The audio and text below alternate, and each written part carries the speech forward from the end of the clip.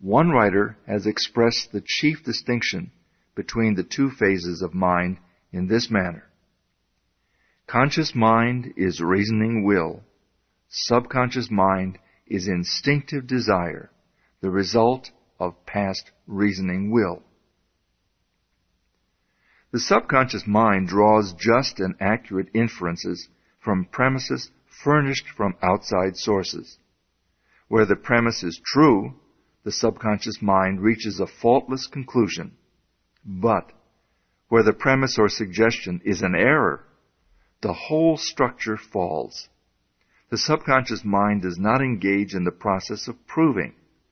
It relies upon the conscious mind, the watchman at the gate, to guard it from mistaken impressions. Receiving any suggestions as true, the subconscious mind at once proceeds to act thereon in the whole domain of its tremendous field of work. The conscious mind can suggest either truth or error. If the latter, it is at the cost of wide-reaching peril to the whole being. The conscious mind ought to be on duty during every waking hour. When the watchman is off guard, or when its calm judgment is suspended, under a variety of circumstances, then the subconscious mind is unguarded and left open to suggestion from all sources. During the wild excitement of panic, or during the height of anger, or the impulses of the irresponsible mob, or at any other time of unrestrained passion, the conditions are most dangerous. The subconscious mind is then open to the suggestion of fear, of hatred, selfishness, greed, self-depreciation, and other negative forces derived from surrounding persons or circumstances. The result is usually unwholesome in the extreme, with effects that may endure to distress it for a long time. Hence the great importance of guarding the subconscious mind from false impressions.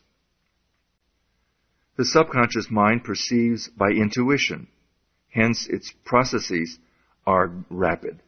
It does not wait for the slow methods of conscious reasoning. In fact, it cannot employ them. The subconscious mind never sleeps, never rests, any more than does your heart or your blood. It has been found that by plainly stating to the subconscious mind certain specific things to be accomplished, forces are set in operation that lead to the result desired. Here, then, is a source of power which places us in touch with omnipotence. Herein is a deep principle which is well worth our most earnest study. The operation of this law is interesting.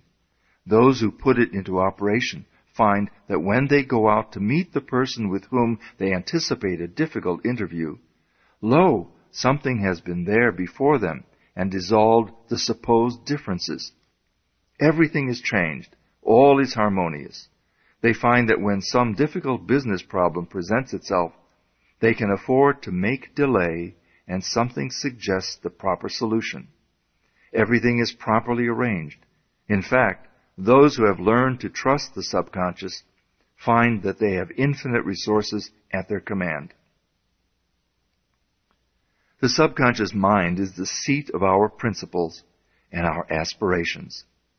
It is the fount of our artistic and altruistic ideals.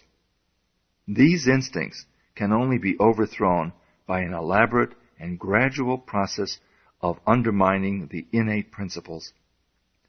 The subconscious mind cannot argue controversially.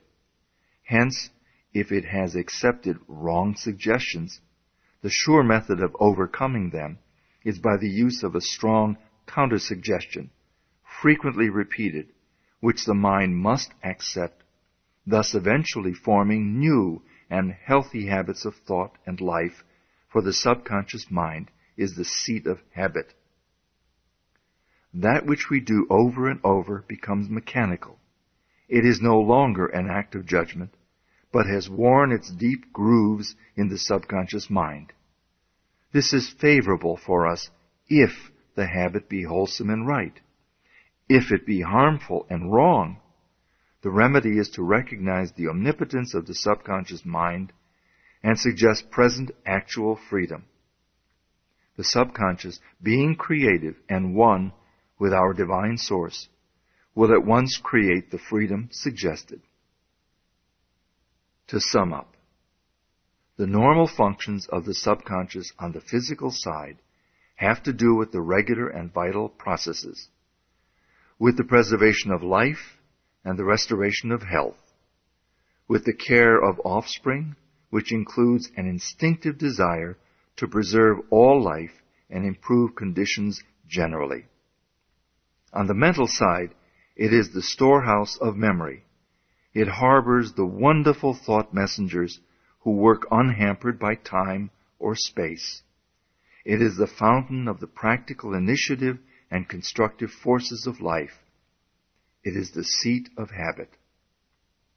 On the spiritual side, it's the source of ideals, of aspiration, of the imagination, and it's the channel through which we recognize our divine source.